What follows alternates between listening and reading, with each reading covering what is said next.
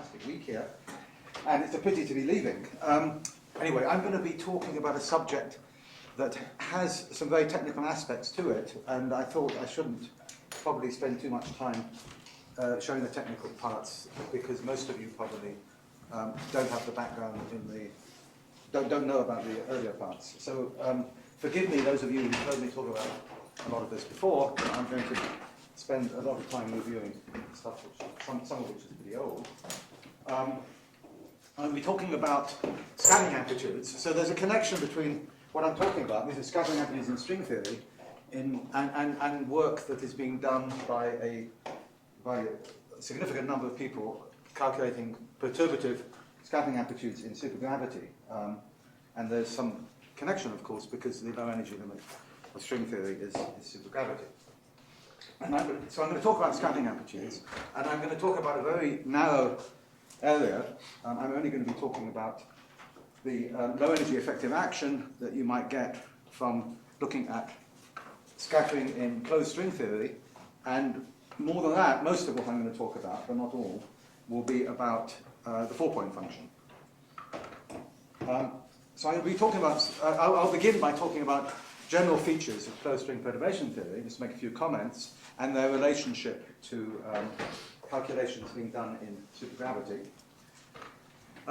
My main interest is trying to understand things that go beyond perturbation theory, and trying to understand how the dualities are implemented in scattering amplitudes. And in particular, of course, dualities are non-perturbative symmetries of string theory, and they connect perturbative and non-perturbative effects. And that's why it's very interesting, because the non-perturbative effects, instanton type effects, are a very rich substructure in string theory. And so the question is, to what extent can one determine exact statements about string perturbation theory, so string amplitudes, by implementing supersymmetry and dualities, and in fact unitarity plays an absolutely crucial role as well. And in passing, I will talk about connections with supergravity, and I, in fact, use supergravity in 11 dimensions, sort of M theory, in order to pin down some of these effects.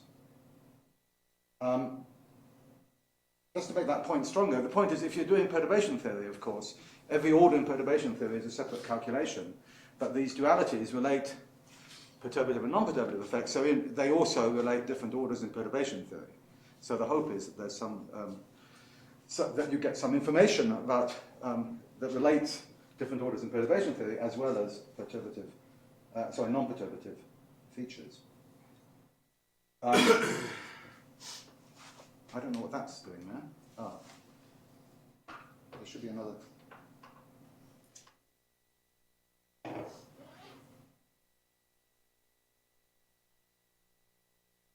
Something went wrong. Well, what that actually says...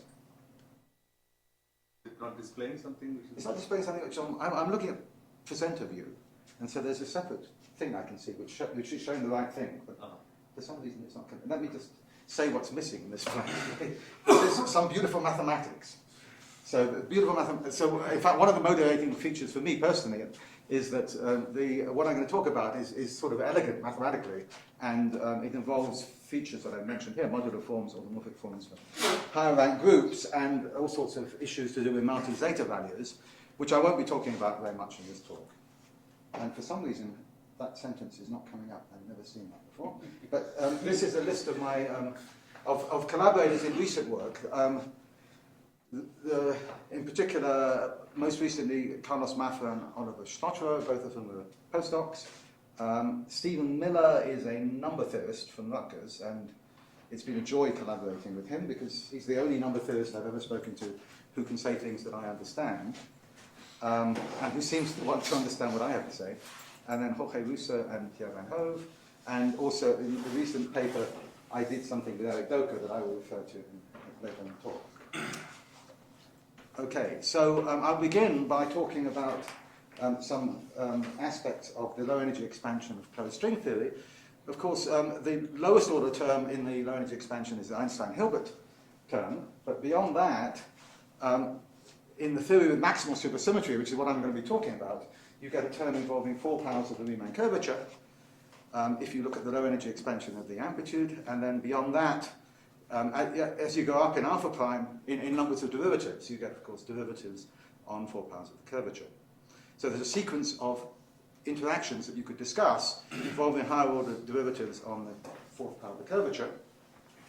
And then, of course, if you go to higher point functions, all those ones, those after the 4th ones, of course, contribute to 4 graviton scattering. When you come to n graviton scattering, you need to look at, you'll get effective interactions involving more powers of the curvature. And then, of course, there are other fields in the theory besides gravitons. And in particular, in the type 2b theory, there is a dilatino, that's lambda, and there is a third rank a complex field strength G, and these carry some U1 charges, and so there's a whole set of U1 violating interactions in closed string theory, in type 2b theory, which have no analogue in supergravity, because in supergravity this U1 is a conserved quantum number. And then one can also look, so everything I've said so far is very general, but in fact the first place one looks at is in the 10-dimensional theory, but of course one can look in lower dimensions by compactification, for example on a torus, and then one has, well, in 10 dimensions, the type 2b theory has a duality group which is SL2Z, S duality, and this gets enhanced as you go down on the torus, and so you get higher rank duality groups, which I've listed down to 3 dimensions here, which are discrete arithmetic subgroups of the supergravity duality groups that were discovered a long time ago. And this is, of course, a well-known list. Let me not belabor it here. I'll come back to this list later in the talk. So by coming down on a torus, you have information, you get amplitudes which possess, which are invariant under these larger and larger symmetries. And of course, all these are inherited, in some sense, from the 11-dimensional theory in the first place, where, in a manner which I'm going to make use of later in this talk. Just to orient you, the n equals 8 theory, which people have been trying to calculate at higher orders. In fact, let me make a few comments. I'd like to make a few comments about the connection between the calculations in supergravity and the calculations that I'm going to be talking about. So here's a list. So as I just said, there are groups, there are duality groups in supergravity, in string theory, which are discrete versions of the duality groups in supergravity, and they are implemented by having scalar fields which parameterize a coset space. Generically, this is G over K. K is a maximal compact subgroup of the group G, and in the string theory, these scalar fields are identified with discrete identifications, which is why you mod out on the left by a discrete subgroup of the group G. So what this means is that in supergravity, there is a continuous symmetry. It's continuous, and it's been shown to be continuous to all orders in perturbation theory.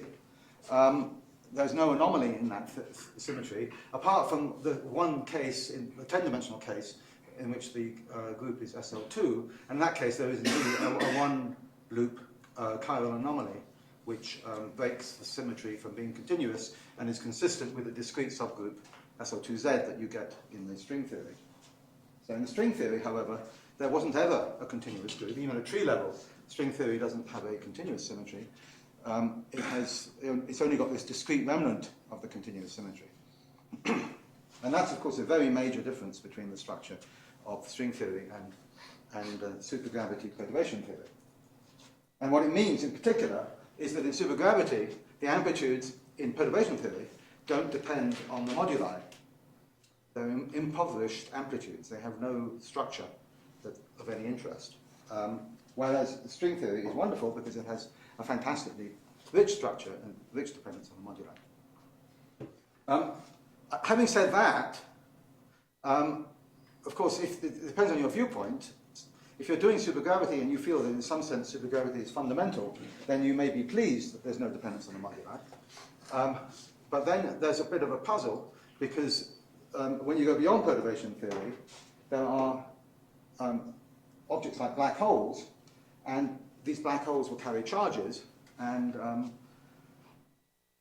almost certainly, although one could argue against it if one wanted, almost certainly the presence of black holes with electric charges and magnetic charges is inconsistent with continuous symmetry and requires symmetry to be broken in the standard manner using Dirac quantization.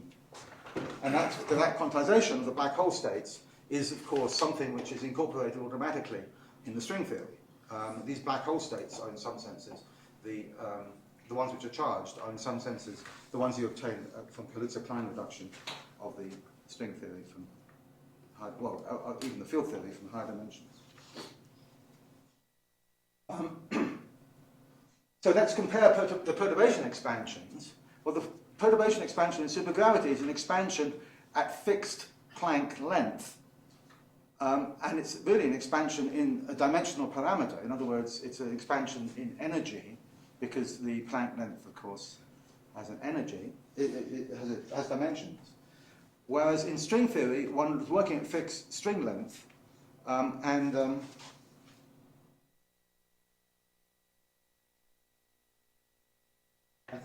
I defined? Sorry, that's working at fixed string length, and GD here is a modulus, which is the string coupling in d dimensions. So this is really the string coupling modulo some. If you're in lower than, if you compactify on the torus, this is some ratio of the string coupling to the volume of the torus, and you're expanding in a power series in this dimensionless object. So there's a very different philosophy involved in looking at these perturbation expansions. Anyway, so supergravity, of course, has ultraviolet divergences. It certainly has ultraviolet divergences for any loop L if you go to a high enough dimension, which I've called the critical dimension, DC. Whereas string theory is perturbatively finite. It's ultravioletly finite anyway, and therefore it's finite in dimensions bigger than 4. In 4 dimensions, of course, there are standard infrared divergences.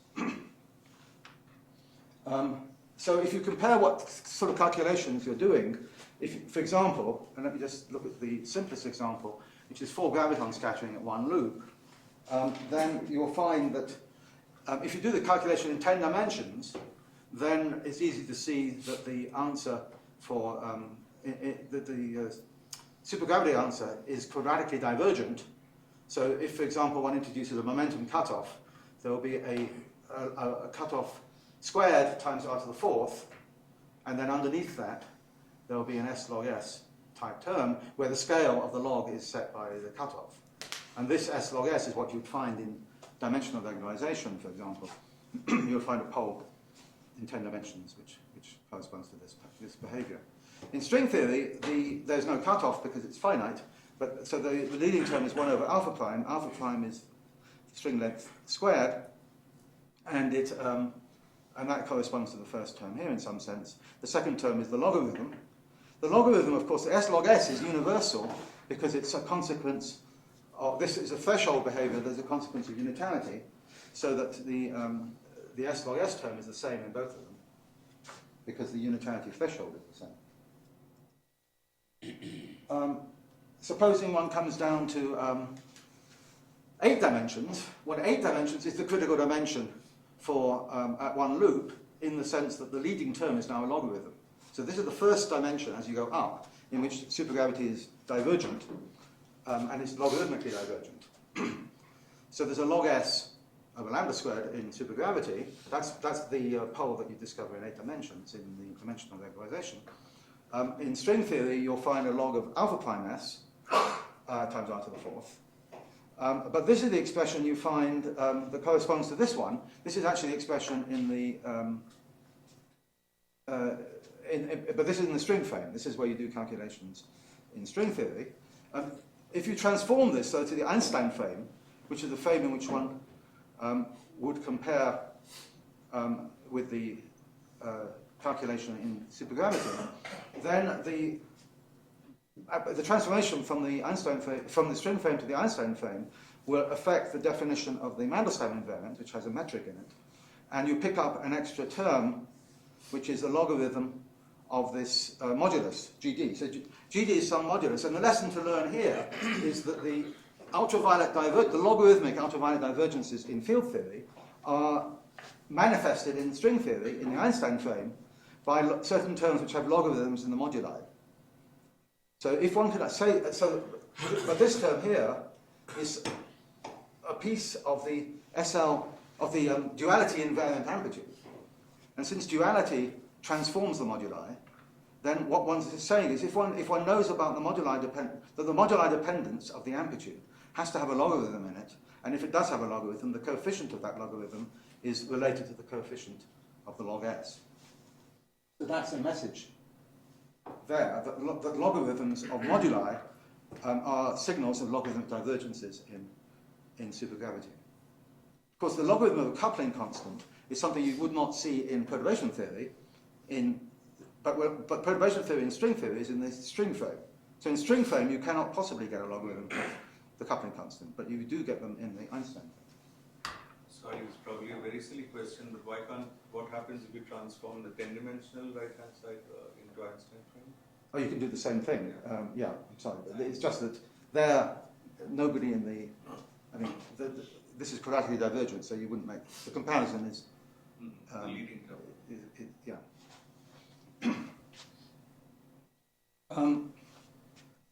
So, a summary of the status of supergravity perturbation theory is that the critical dimensions, the dimension which you first get a divergence, is now known because of this heroic work by a bunch of people, which includes some of these names here. Each paper includes Ben, I think, and Dickon. And what happens is that 8 dimensions of the critical dimension at 1 loop, 7 dimensions at 2 loops, 6 dimensions at 3 loops, and a dimension given by putting n equals 4 here, 11 halves dimensions at 4 loops. So there's a formula that works beyond 1 loop. 1 loop's always special. But beyond 1 loop, there's a formula that says the critical dimension is 4 plus 6 over L, where L is the loop number.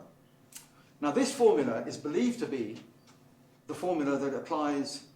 This formula is empirically true for supergravity. It's also the formula that is believed to be true for Yang-Mills, at least for the leading ultraviolet divergent bit of in planar Yang-Mills, to all orders. And as you see, if this is true to all orders, then the critical dimension is always a bit above 4. And then for the theory, as we know in the Yang-Mills theory, is completely finite. Supersymmetric Yang-Mills, I should say, maximally supersymmetric Yang-Mills, is finite to all orders, and this is completely consistent with that, and in fact, is probably the correct statement. So the question is there a similar statement? The question these people ask, anyway, is there a similar statement for supergravity? If this formula continued the way it has been to all orders, then supergravity would also be finite to all orders. So when I say supergravity here, I'm always talking about maximal supergravity. In 4 dimensions, the critical dimension will always be above 4. But the problem is that you have to go beyond 4 to have a chance of seeing anything, because almost certainly supersymmetry is protecting the amplitude up to and including 4 loops. The lowest order term here, the first term is r to the 4th, the one you get at 8 dimension, r to the 4th, and that's a half BPS interaction. It's given by an integration over half the superspace. The next term, the d equals 7 case, which is n equals 2 here, the low energy interaction is d to the 4th r to the 4th, which is a quarter BPS. The next term, which is n equals 3, the 6th dimensional case, the leading term is an 8th BPS, it's d to the 6th r to the 4th. And so, as I'm going to show you later in this talk, there's strong reason to believe, at least from the string theory arguments, that all these are protected interactions in the sense that they don't get contributions beyond, in this case, 1 loop, 2 loops, and 3 loops. At 4 loops, we know now from Bern et al. In field theory, the next interaction is d to the 8th r to the 4th. And that, at least naively, just by dimensional counting, is not BPS at all. And so d to the 8th r to the 4th shouldn't be protected, at least it's very likely not to be protected. Therefore, when although it gets a for-loop contribution, the real question is, does it get a 5-loop contribution? Is it protected beyond the for loops? And therefore, to see that, you have to do a 5-loop calculation. That calculation has not yet been done in supergravity. And actually, for reasons which may or may not be related, what I'm going to say, I will have virtually nothing to say about interactions beyond d to the 6th. There seems to be something qualitatively new and more difficult about d to the 8th, which is, so that's the borderline case for us and for that. So that's just a brief review of the comparison between string theory and perturbation theory in supergravity. So the question is, how powerful are the constraints imposed by the dualities and supersymmetry, and what can one say? So in order to discuss this, I'm going to quickly review the structure of the 4-graviton amplitude in type 2b, or type 2 string theory. So the amplitude is a function of the moduli if you're in d dimensions, and the Mandelstam invariance, and it's proportional to r to the 4th. This is some well-known contraction of 4 curvature tensors, and the fact that it's proportional to r to the 4th is a consequence of supersymmetry, of maximal supersymmetry. There's an r to the 4th outside the whole amplitude, and that multiplies a scalar function of the invariance. I've made a statement here that so t is a scalar function of st and u, and in general it's a very complicated function, of course. It contains the thresholds, the branch cuts in s to t and u, which are non-analytic and correspond to non-local interactions in the theory. But it also contains an analytic piece. And for this talk, the non-analytic pieces are very important. They are related by unitarity. They're not only related to each other by unitarity, but they're related to the analytic pieces by unitarity in an interesting way, but I'm not going to talk about that because of time. So I'm only going to talk about the analytic part of T. So it will be, because it's analytic, there's a power series expansion in S, T, and U, and because of the symmetry of the problem, S plus T plus U is 0, and the identical particles, it turns out that it's very easy to see that T is a power series in quantities I'm calling sigma 2 and sigma 3. I didn't write them down here. Okay, here they are. Sigma 2 is simply s squared plus t squared plus u squared. Sigma 3 is simply s cubed plus t cubed plus u cubed. And it's easy to see that a general power series, symmetric power series in S, T, and U can be written as an expansion indexed by 2 integers p and q, which are powers of sigma 2 and sigma 3. And the coefficients are the functions of the moduli, which I've called mu. And d is the number of dimensions I'm working in. So the duality symmetries act on these coefficients. They transform the moduli, and therefore we want to discover what these coefficients are. They must be moduli invariant coefficients. So let's ask to what extent we know them. And to do that, I'm going to start and largely be talking about the 10-dimensional case. In 10 dimensions, there's only one modulus. In 10 dimensions, there are two theories, the type 2a theory and the type 2b theory. The modulus is omega. Omega is a real number, of course, in the type 2a theory. It's just the inverse coupling constant, or e to the minus phi a, the dilaton. In the type 2b, it's the complex number. It's the complex structure of a torus. And it has a real part omega 1, and an imaginary part omega 2 is the inverse of the type 2b coupling. So perturbation theory is an expansion in powers of course, of the type 2a or the type 2b coupling, and the perturbative results form a set of boundary conditions that we know because we can do the calculations for these modular, for the modular invariant coefficients. In other words, these coefficients have some expansion. This is already a low energy expansion because it's a power series in ST and U, but with each coefficient in this low energy expansion itself has an expansion at weak coupling in string perturbation theory if you expand in powers of GA or GB. And so let me just review briefly what's known. Most of you know all of this, or a lot of it, because this is basic to anyone who calls themselves a string theorist is probably must have seen this. So the tree level is characterized by having a 1 over g squared, 1 over the coupling constant squared, multiplying r to the 4th, because that comes outside the whole amplitude, times this scalar function, which is the tree-level scalar function, which is the amplitude invented many, many years ago in the bosonic theory by Virasoro, which is simply this product of gamma functions divided by another product of gamma functions, and 1 over STU outside the whole thing. So in the low energy limit, you put ST and U equal to 0, and the whole thing goes like 1 over STU. So, and then you can expand in powers of alpha prime very easily, because there are simple identities for the gamma functions, and that expansion gives you an infinite set of high derivative interactions. So this is the expansion for the first few terms. The leading term, the one I just mentioned, this 1 over sigma phi is 1 over STU, and that term is the Einstein-Hilbert interaction. R to the 4th divided by STU is, in fact, let me just show that. The first term is the tree-level supergravity term. And then you get the first correction, which is of order R to the 4th, and then you get a correction which has S squared plus T squared plus U squared times R to the 4th, so that's of order D to the 4th R to the 4th, etc.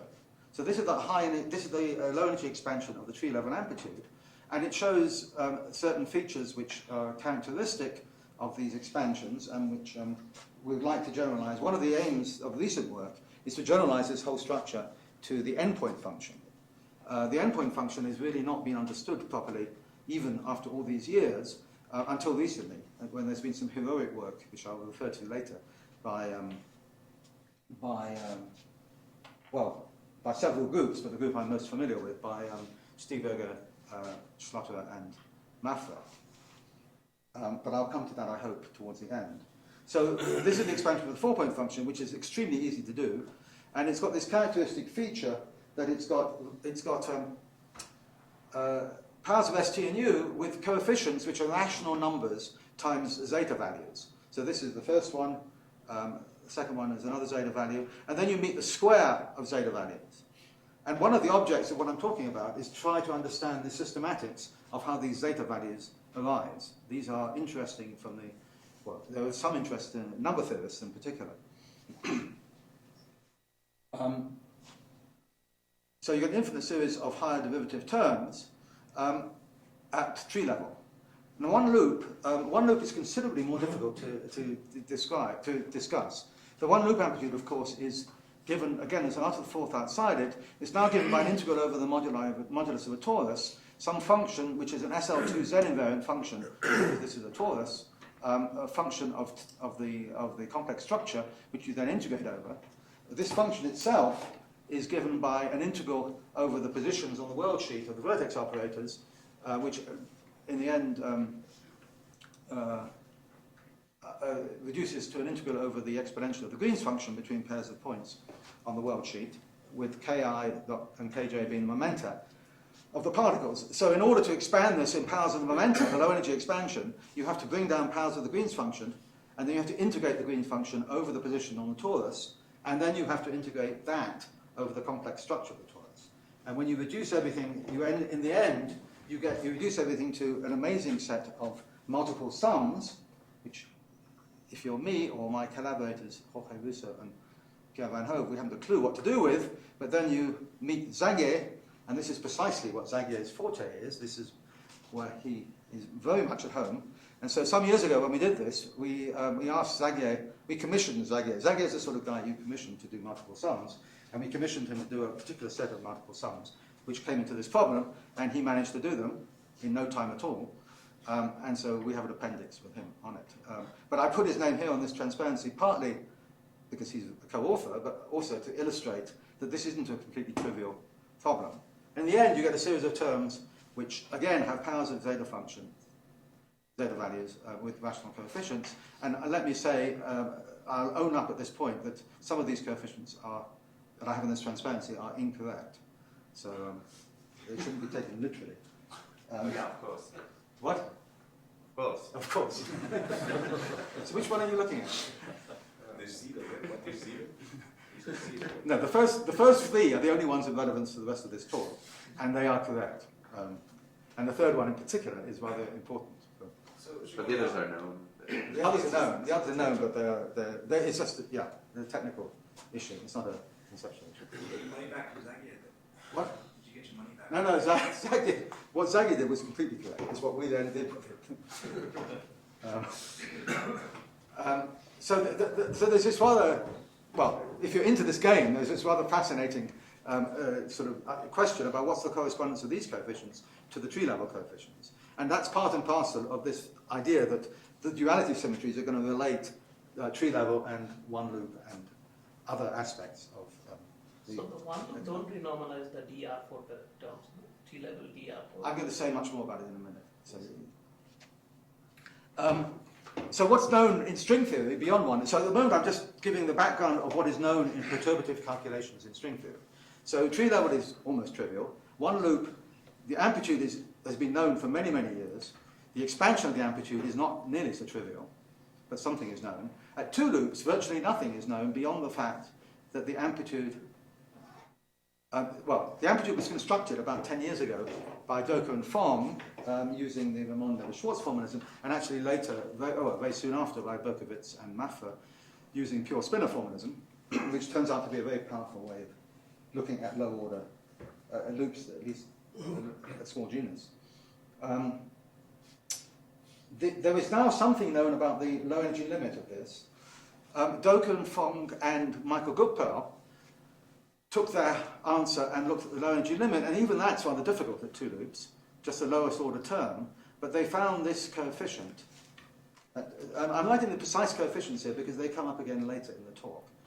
So you don't remember the coefficient, but just remember that the reason I'm writing an exact a precise coefficient is because these are going to be reproduced by a completely different argument later. Recently, I tried with Eric Doka to look at the next term, which is just one order in the alpha prime expansion beyond the lowest order, and we found some fascinating mathematical structure in the expression for the first order correction. This is of order d to the sixth r to the fourth. We managed to manipulate it into something which looks like an invariant that mathematicians have, for their own reasons, been interested in, but we weren't able to evaluate it. So even the first correction is difficult to evaluate, let alone the higher order ones. So this is an integral over the modulus of genus 2 Riemann. This is an integral over the, mu2 means the genus 2 moduli of the genus 2 Riemann surface. Phi is an invariant that is constructed essentially after the logarithm of the genus 2 Green's function, so the theta function. And this is some integral that we were unable to do. Is it possible numerically, or are you? Oh, it's difficult. Well, we thought about doing it numerically. We haven't. We asked the people who know how to do such things, and they say it's impossible. So if it's impossible for them. Anyway, it's an interesting question. Genus phi. Well, genus phi, absolutely nothing was known about genus phi. When I say nothing, of course, the structure of the amplitude to all orders is known. And in fact, it's been the subject of some presumably rather important work by Ed Witten over the last couple of years.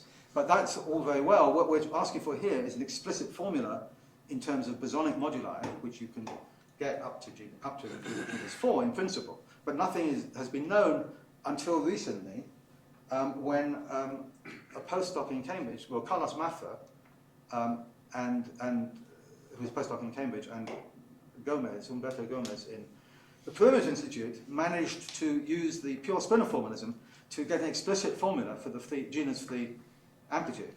And they looked at the low energy behavior, and they found the low energy limit, and it gives a very particular coefficient, 4 over 27 zeta 6, times the leading behavior at phi loops. Remember, at phi loops, the leading behavior is d to the sixth r to the fourth. That's what it was in supergravity. That's what it is in string theory. Obviously, it has to be the same.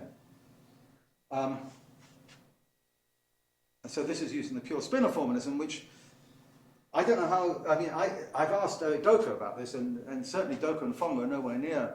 I'm not even sure they're trying, but they would find it very difficult to construct a phi loop amplitude. Now, these people, of course, find it difficult as well. So difficulty is a matter of taste, but clearly they would not have been able to do it if it were not for the pure spinor formalism. So a genus 2 is the result of Ramon-Schwartz checked against the... Yes, so I should have written the other people's names. Doka and Fong did the calculation, taking a very long time to do it, and a set of beautiful papers, but very long papers. And then Berkowitz and Muffer, in a very short paper, reproduced the whole thing almost immediately. But of course, so you say that's much simpler, but of course they knew the pure spinor formalism. So that would take The two procedures are known to be agreeing with each they were in other. complete agreement. Yeah. In fact, there was a mismatch, but the mismatch was because Dope and Fong hadn't normalized the amplitude properly. But once you take that into account, it's not, or they had a different normalization from the one which was the most obvious one. So that's the loop expansion up to, for the 4-point function up to genus phi. And as I was saying before, and I'm not going to have much time to say very much about this, a lot more is now known about n bigger than 4, the 5-point function in particular, but well, the n-point function at tree level, and some interesting new mathematics comes in at this point, because instead of just having zeta values, which is what we had for the expansion in the 4-point function, when you get to the 5-point function and beyond, you get multi-zeta values occurring in the tree level expansion. Multi-zeta values are generalizations of zeta values where you have multiple nested sums, so it's defined. If you've got r variables n, n1 to nr, you sum over the inverse powers of some integers k1 to kr, but you sum them in a nested order, and that's a definition of a multi-zeta value. This has a property called its weight, which is just the sum of these integers, and a depth, which is the number of different integers. And these things are of great interest in certain branches of, to certain people in number theory, and there's a great interaction taking place between people like Tom Zagier and Francis Brown in the number theory community and people like these people doing the expansion of string theory. The first non-trivial, so these multi-zeta values can be rewritten in terms of products of zeta values, or ordinary zeta values, for low order, for low weights. And one of the big questions, mathematical questions, is what is the basis for describing these multi-zeta values? When can you and how can you reduce multi-zeta values to other multi-zeta values or ordinary zeta values? Well, the first time this arises, the first non-trivial case is at weight 8. That's the first time that you cannot reduce a multi-zeta value. This is weight 8 and depth 2. And that's an independent zeta value. You can't write it in terms of zeta 3 or zeta 5. And this occurs in the expansion of open strings, which I'm saying nothing about. In the closed string case, you can get the closed string by a sort of KLT doubling procedure. So the closed string is in some sense the square of the open string, where the open string is related to the Yang-Mills theory. So you can write the closed string tree as the product of two Yang-Mills tree-level amplitudes with some matrix in between, which I've called S, which contains all the dependence on alpha prime. Then you can look at the expansion of that, and you discover that this multi-zeta value cancels, and the first non-trivial multi-zeta value is at weight 11, and in fact you only get ones with odd weights, odd depth. Odd weights. The first one you get is at this weight. So that's the structure of the tree level amplitude. The one loop amplitude is something which I worked out, so I joined them to look at the one loop amplitudes, and we wrote a paper showing that for the 5-point function, at any rate, you get this very similar structure. You can write the 5.1 loop amplitude as a product of two Yang-Mills 5-point functions with a particular matrix in between. The matrix is acting in the space. The number of independent Yang-Mills amplitudes is n minus 3 factorial. You can form a basis for Yang-Mills amplitude, which has dimension n minus 3 factorial. So that for the 5-point function, this is a 2 by 2 matrix. And you can get statements about the loop amplitudes. But given the time, I really want to move on to the next topic, so I'm not going to say anything more about the n-point functions. I want to say a lot more about the M-theory constraints that fix the coefficients, going back to the 4-point function, fix the low-order coefficients of the expansion of the scattering amplitude. And now there's several ways of doing this. Some years ago, Sav and I wrote a paper, which I'm going to mention later, using supersymmetry to determine at least the lowest order coefficient. And clearly, supersymmetry restricts these coefficients in an extremely powerful way. Anaban has also been involved in doing that sort of thing, and maybe that's part of what he's talking about in his next talk.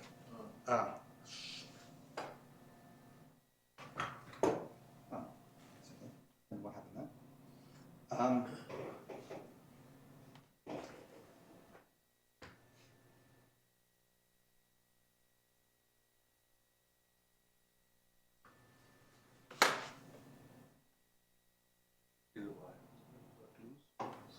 I don't know what. Oh, that's probably. Yeah, there you go. Yeah. It's loose. Okay, it's come back. Yes, that's my cat. That's not my cat. I'm starting to see it. Yeah. Oh, what?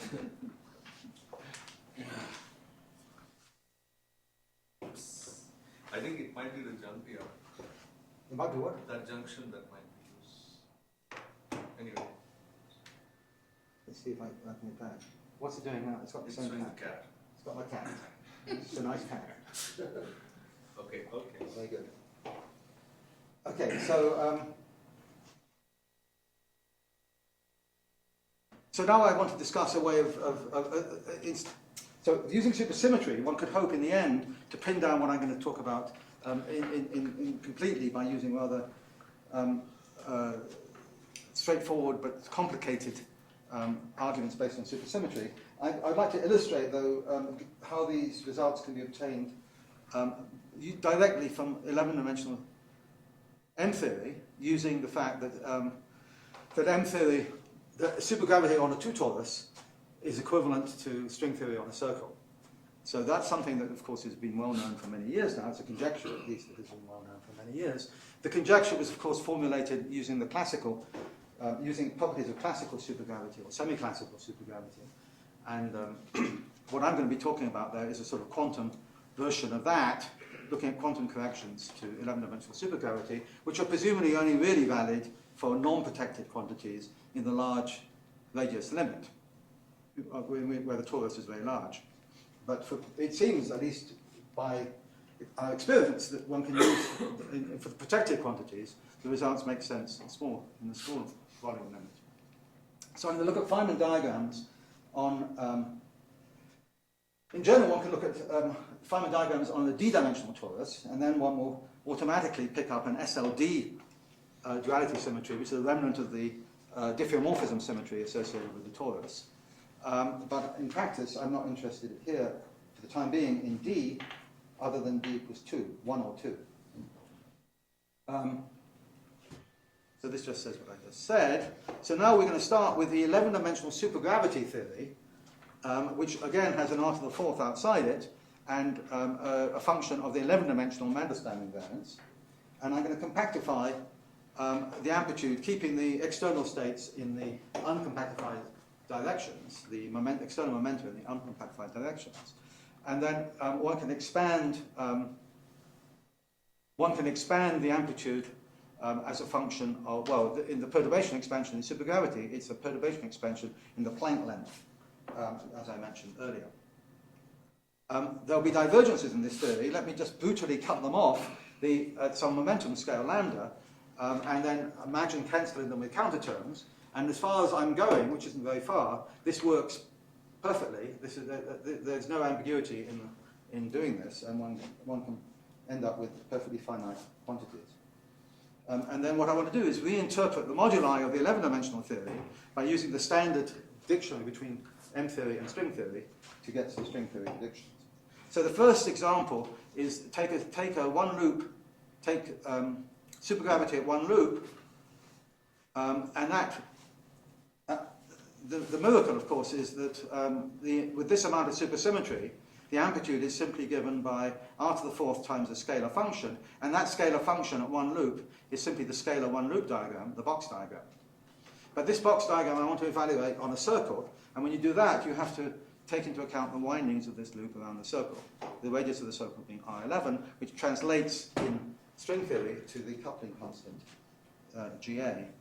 And when you do that, you can sum over the windings, you get an answer which looks, there is a divergent piece, which I'm going to mention in a second, which comes from a zero winding, but the non-zero windings all give finite answers. With this, the cutoff is irrelevant, and the finite answers you get are precisely these answers here. You get a tree-level piece, so you get a piece which, after interpreting the radius dependence as a coupling constant, has the interpretation of being tree-level. One loop, sorry, not one loop, the one loop's missing here. One loop would be g to the 0. A two-loop piece with a sigma 2 outside it, a three-loop piece which is proportional to s cubed t cubed plus t cubed plus u cubed, plus an infinite set of higher order pieces. Remember, the zeta of 3, the zetas here come from infinite sums, and this is one of them cubed that comes from where n is the winding number around this thing. So this is the interpretation. The general term, so you expand this loop amplitude in powers of s, t, and u, and you get terms like this. The general term is in fact interpreted as a d to the 2h r to the fourth term, where h is the genus in the interpretation. It's the power of g squared, which tells you that it's a genus h term. So this will give you an infinite set of terms, which are terms at genus h in an expansion of the amplitude. And this agrees... Sorry, it's probably very late to ask, but is alpha prime embedded in sigma 2 or somewhere? Yes, I'm sorry. These sigma 2 and sigma 3s are powers of s, t, and u, and I've absorbed alpha prime into the definition of s, t, and u. Yeah, I should have said that much earlier. But these coefficients are in precise agreement with the ones I showed you earlier. Well, this one is the tree level one, which, if you like, I could have normalized that one amplitude. But this is now the two-loop term, which you get from Doka and Fong's two-loop calculation. And this is, in fact, in precise agreement with the recent result by Mafra and Gomez of the three-loop calculation. There is a divergence which has to be cut off. This is lambda cube. There's a lambda cube divergence in 11 dimensions from the scalar box diagram. So if you introduce a counter term to subtract it, that's arbitrary. But in a minute, or well, my time is going to run out, so let me just say now. The value of this term is, in fact, this is all on a circle. This is the type 2a theory. In a minute, I'm going to talk about the type 2b theory. In type 2b theory, the corresponding, the genus 0 term is determined uniquely by the argument I'm going to give. And then the statement is there's an obvious T-duality that relates type 2a and type 2b. So that the counter term can be fixed simply by using T-duality.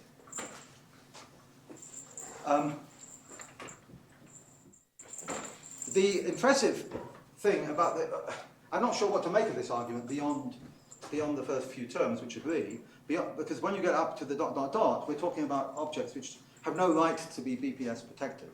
So I'm not sure that one should take these higher order terms seriously. Let me just simply say that there is a simple dimensional argument which shows that there are no Feynman diagrams beyond the one loop diagram which can contribute to these coefficients.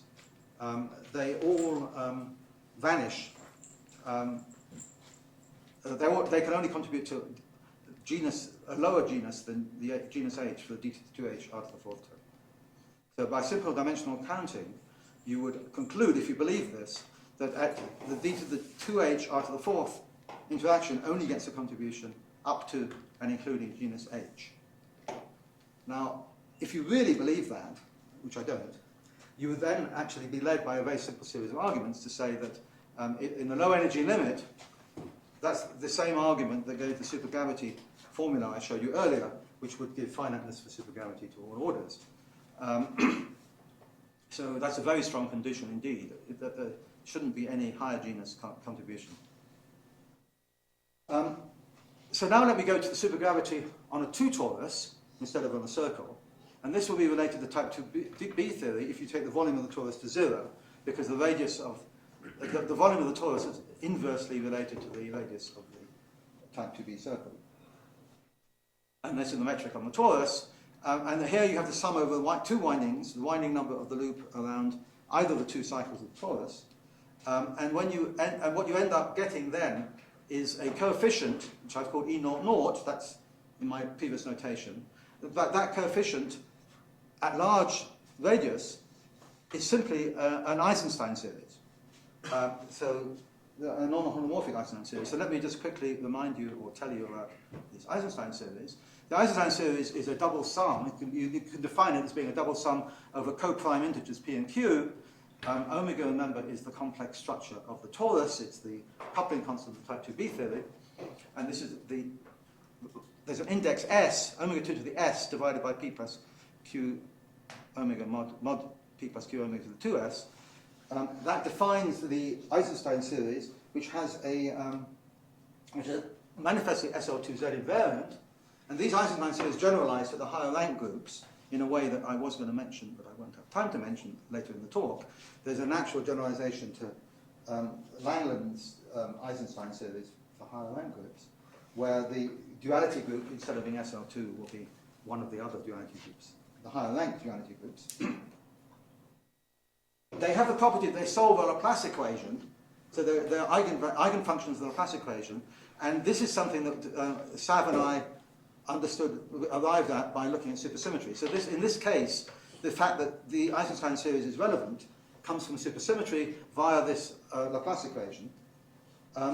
They have Fourier expansion, where the zero Fourier mode consists precisely of 2 powers of the coupling constant, and then the non-zero modes contain a series of Bessel functions whose small coupling expansion, or large omega 2 expansion, is exponential and corresponds to d instantons, the instantonic contributions. So the power behaved contributions we would interpret in string theory as being perturbative contributions.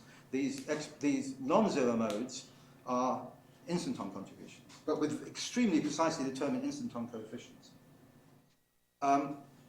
So let me get back to this expression. So we want E3 halves. E3 halves up to a factor of the coupling, which comes from going from, I should have said this is, of course, the expression that's relevant for the duality, to see the duality symmetry is in the Einstein frame. If you go back to the string frame, you pick up a power of the coupling constant. When you take that into account, this expansion I showed you just now shows that there's a tree-level term and a one-loop term, plus an infinite set of instantons. And you hit, these coefficients hit on the nose the coefficients that you expect by doing explicit string theory tree-level and one-loop calculations, and the d instanton action is the correct action. Now, I'm going to skip this. Let me quickly just flash it on.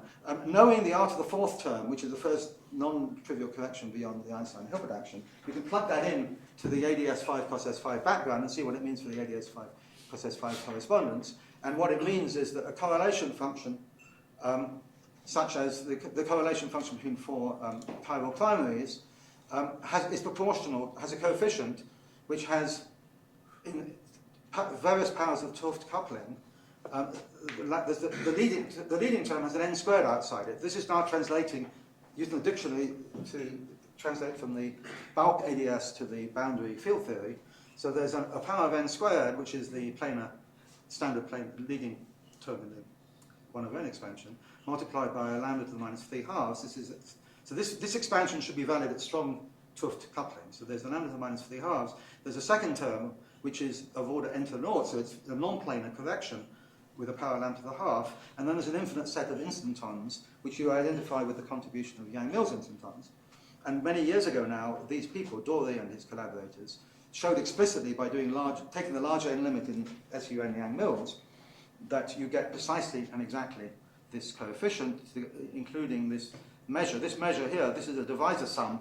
It's a sum over the 1 over the divisor squared of the instanton number k. So this comes actually from you get this directly from the Yang-Mills calculation. So that's just to illustrate that there is connections here between the string theory and the ADS CFT correspondence.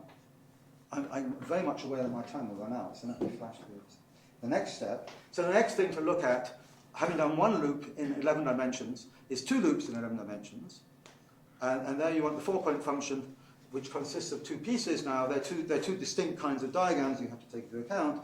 You have to consider windings of these internal lines, these 3 lines around the 2 directions of the 2 torus, so that they're 2 loops and they're winding around 2 directions, so that now you get objects which are multiple sums involving 4 integers. And when the dust settles, let me flash through this, you end up with the next term in the low energy expansion, the sigma 2 r to the 4th term, which again satisfies an eigenvalue equation, in a Laplace eigenvalue equation, but this time with a different eigenvalue. And this again has a solution which is an Eisenstein series, E5 halves, and that again has 2 power behaved terms, again normalizing together. In the string frame there's a tree level term, and now there's a 2 loop term. There's no 1 loop term. So this predicts, if you like, that there should be no contribution to the sigma 2 r to the 4th at 1 loop. And if you remember, when I showed you the explicit 1 loop expansion, there was no such term. And again, this coefficient is precisely the coefficient that Doku and Fong had for the d to the 4th r to the 4th term. But here, sorry, I should have stressed, in the first case, there's no term beyond 1 loop. In this case, there are no terms beyond 2 loops. The next term is the d to the 6th r to the 4th term. And this does not satisfy a Laplace eigenvalue equation. It satisfies a much richer equation. This satisfies a Laplace eigenvalue equation with a source term on the right-hand side, where the source is in fact the square of the term that we saw for r to the 4th. So this is a completely different kind of equation, and it's the equation which contains a lot more structure. Its form can be motivated rather straightforwardly from supersymmetry, but the actual details of the coefficients are something which would be much more difficult to obtain directly from supersymmetry. Sorry, so that 12, is that SS minus 1 also? I mean, No, 12. So No. that's like this. Oh, it's the equivalent. So the homogeneous equation would have a solution which is actually E4. E4, exactly. But E4 isn't allowed because E4 blows up at a weak coupling. It goes like omega 2 to the power 4, which is more singular than tree level. So there's a boundary. You have to worry about the boundary condition. When you solve this equation, you have to impose boundary conditions that nothing can be more singular than tree level string theory. There are all sorts of interesting statements that can be made about this, and in fact, we are about to write a paper on looking at the instanton piece of this, which is very rich indeed.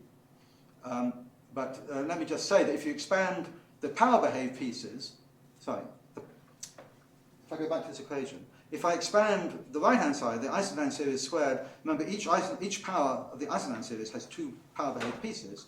You can relate those power behaved pieces on the right-hand side, you can solve for the power behaved pieces on the left-hand side, and you discover 3 power behaved pieces in the source, but actually the solution, let me just quote the solution now has 4 terms, plus an infinite set of instantons. This is the zero mode piece.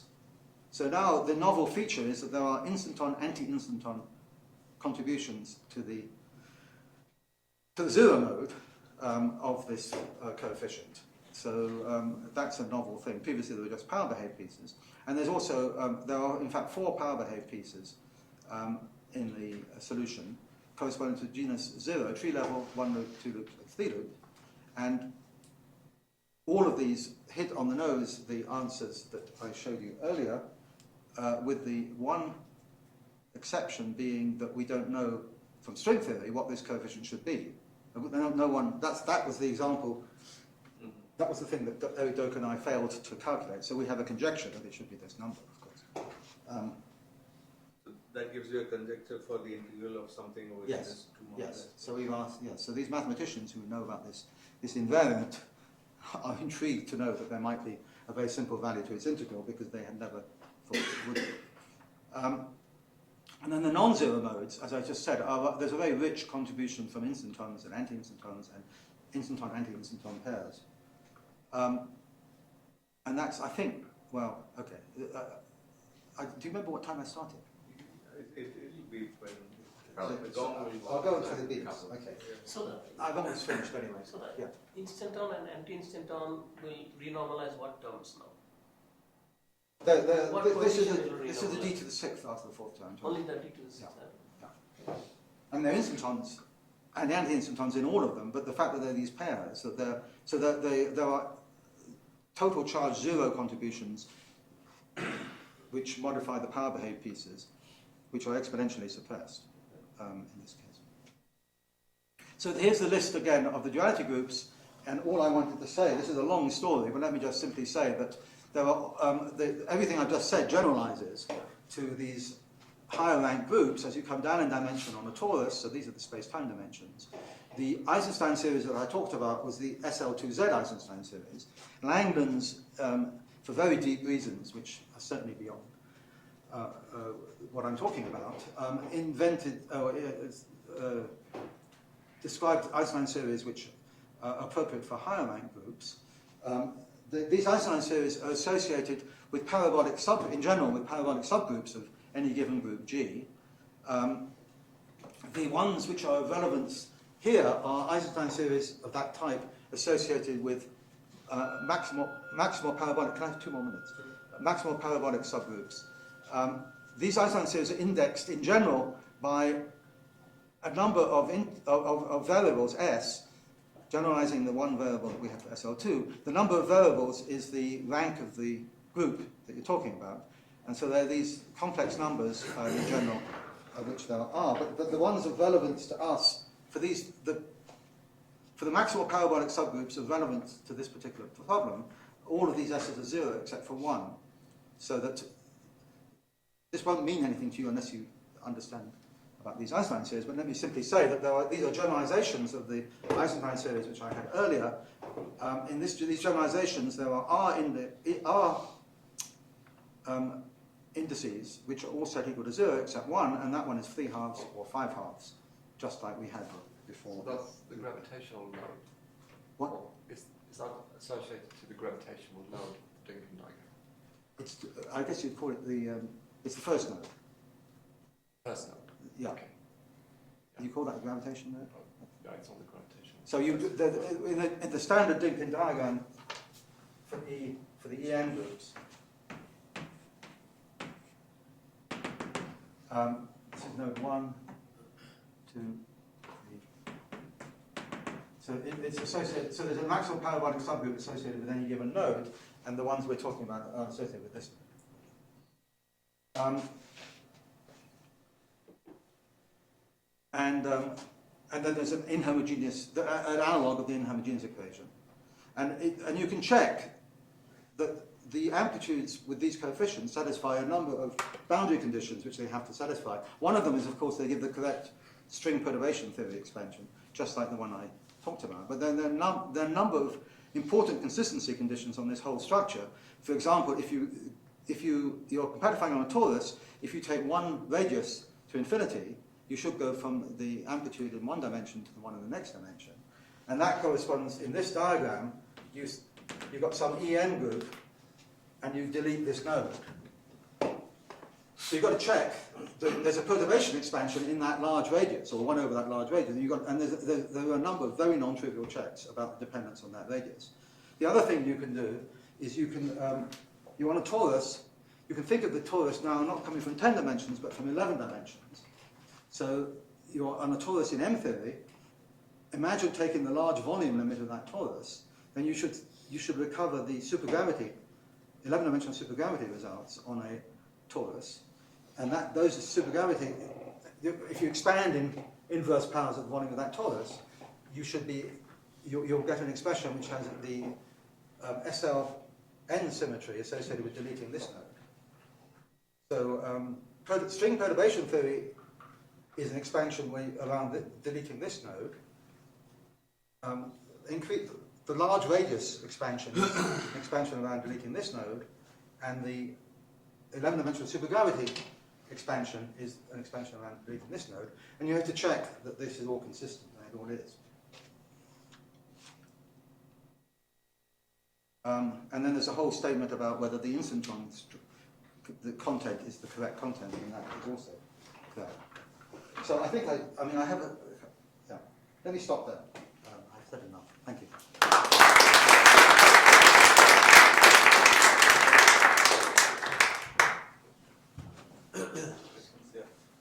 So if we take type 2b on, say, torus, and then there will be contribution from the 1 loop, 2 loop, and all, d instanton as well as d string instanton in 8 dimension, right? So what? If if you take that to be on a Yes, so the centre spectrum, you're right, that's what I meant by this last statement, which I didn't say much about.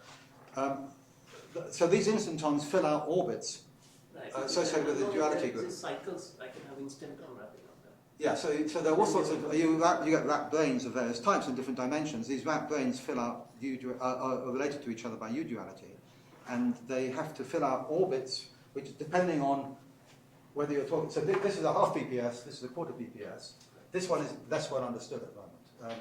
But in these cases, we completely understood that these Eisenstein series with these, so what is miraculous about these Eisenstein series, which mathematicians have never really looked at because they're not really interested in particular cases. But what happens is that the general Eisenstein series have expansions in any one of these different expansion limits, which involve large numbers, especially for these very high rank groups, involve large numbers of power-behaved terms. Far more, these power-behaved terms are meant to be the perturbative terms that you get in string theory. But for generic values of these S's, there are far more power-behaved terms than you could possibly get, and they also behave more singularly than tree-level perturbation theory. However, when you set the index equal to 3 halves and all the other ones equal to 0, there's a complete collapse. There's a sort of amazing-looking collapse of these coefficients, and you get precisely the ones that you need in string theory. So, for example, R to the 4th always has just tree level and 1 loop. E to the 4th R to the 4th has tree level, 1 loop, and 2 loop. And that was something unexpected. I mean, I think the 3 halves case had been studied, but 5 halves case was unexpected. That's just for the power-behaved terms.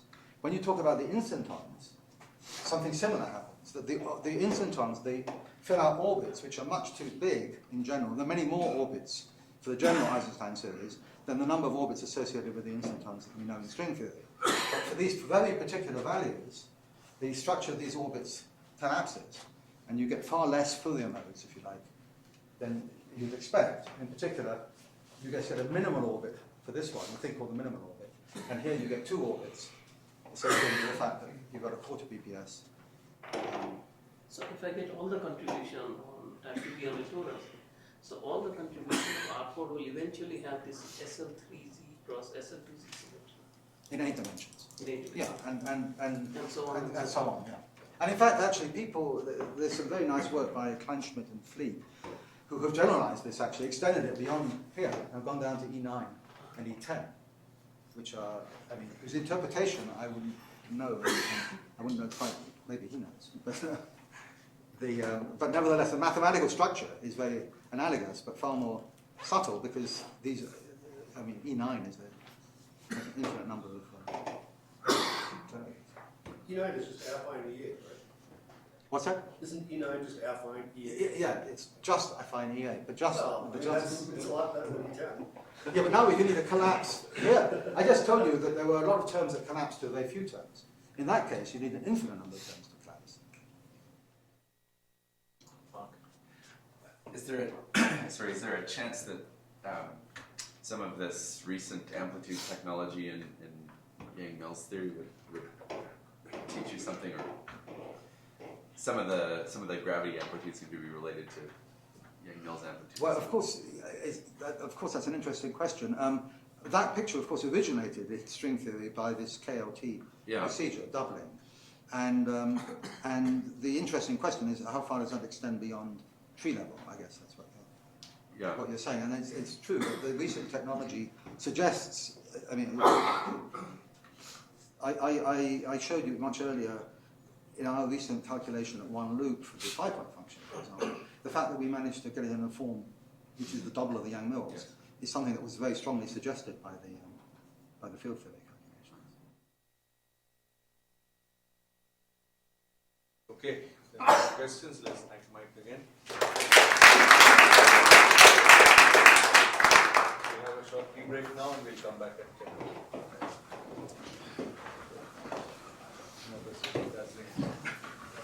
I put The right Yes, that was very interesting. every time I see something like what you showed, it reminds me of this hybrid times 3 halves. Yes. It's almost universal, it's got a couple of limits in the universal in the sense that it seems to crop up. but this is, you have n squared there. N squared lambda. But if you have n squared, then you have a square root of lambda, n to the 3 halves. I mean, the dependent, you have n squared divided by square root of by lambda to the 3 halves, right? Yes. But if you use n squared, then the dependence on lambda in ABM theory is not 1 over lambda to the 3 halves, it's 1 over lambda to the 1 half.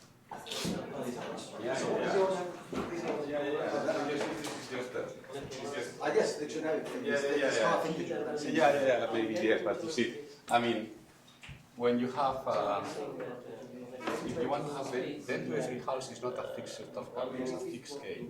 So, you know, when you have this, then you get